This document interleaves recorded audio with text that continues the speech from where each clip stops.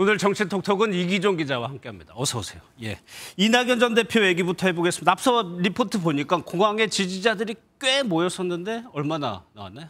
네, 1,500명 정도가 모인 것으로 추산되고 있습니다. 이 전 대표가 공항을 빠져나갈 때까지 환호가 이어졌는데 이 전 대표도 일일이 악수하고 인사했습니다.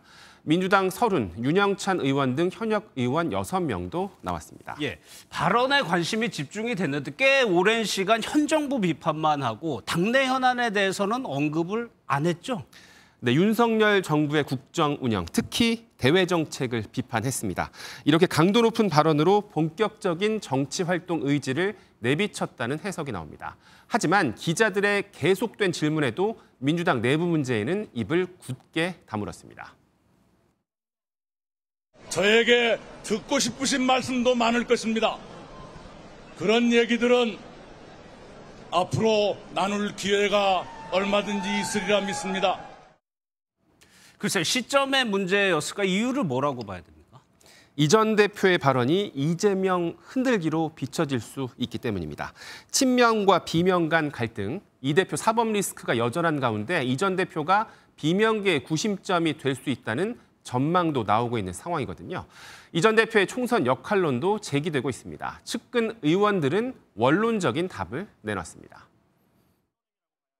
그건 앞으로 당이 처할 조건에서 자신이 할 수 있는 최선을 다하겠다는 그런 뜻으로 해석하시면 될 것 같습니다.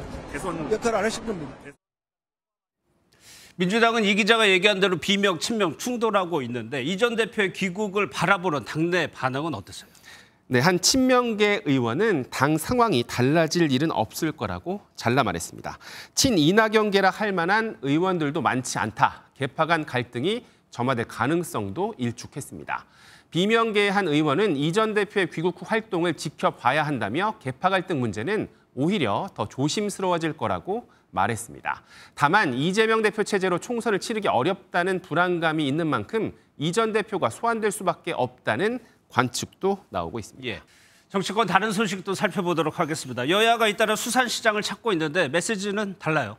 네, 어제 저녁 국민의힘 윤재욱 원내대표 등 의원들이 서울 가락 수산시장을 찾았습니다.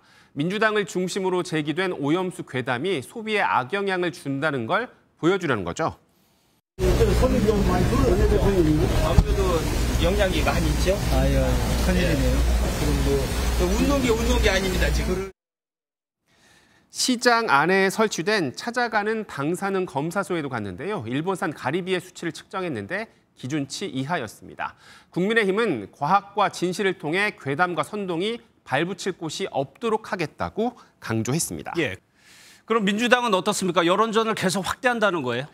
네, 그렇습니다. 이재명 대표가 그제 주문진 시장을 찾기도 했는데요. 어제는 동해안에 접한 강원도 강릉에서 최고위원회의를 열었습니다. 박광원 원내대표는 오염수가 동해로 오는 걸 막기 위해 모든 일을 다하겠다고 밝혔는데요. 다음 달부터 한 달 동안 전국을 돌면서 오염수 투기 반대 집회를 열 계획입니다. 예, 윤석열 대통령 소식도 한번 보겠습니다. 베트남 순방 일정 중에 깜짝 이벤트가 있었다면서요? 네, 사진을 보시면요. 예. 윤석열 대통령과 보반트엉 베트남 국가주석이 일어서서 박수를 치고 있고 맞은편에 이재용 삼성전자 회장이 있습니다.